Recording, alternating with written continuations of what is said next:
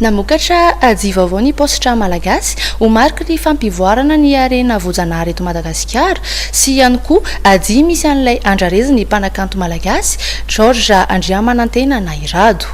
Nampahafantarina omaly tetsy Akorondrano fanadiadina etiny Jemimara Daniela sy Mamy Rasoanaivo. Na dia efa ao anatin'ny fikirakirana ny Aitao Arakajimrindra sy ny fampiasana ny fivoarana azy isika dia mbola ampiasaina hatrany ny aji amin'ny alalan'ireo fandefasana taratasy maro samihafa. Ho an'ny postra malagasy dia aji misy areta-pitrisa isan-taona no antontan'izy ireo ankoatra ny fandefasana taratasy dia singa mampiroborobo ny kolontsaina ihany koa ny aji.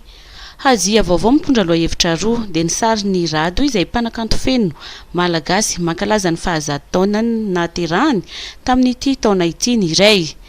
Lohahevitra hafa ihany koa dia ireo sokatra tsy fahita afa-tsy eto Madagasikara miisa 10 no navoaka tamin'ny fomba ofisialy omaly tetsy Akorondrano. Ny androandroany zany dia lancement natavarana aji anankiroa anankiray ao anatin'ny fikarakarana ny zavaboary sy zava-mananaina ao clinique eto Madagasikara dia anatin'izany ny docteur clinique eto Madagasikara. Ary indrindra ny androandroany dia fankalazana ny fahasarotana naterahany George Andriamanantena na Irado moa zany fantastique tsara zany dia raha anaovantsika aji manokana ihany koa zany Irado tamin'ny kolotsaina sy izay efa nataony tamin'ny tanjona firenena ka izay no ataontsika anao miaraka amin'ny postra malagasy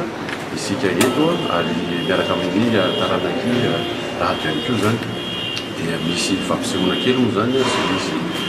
vonkalo sy ny poema izay nosoratany hitatsika rehefa avy eo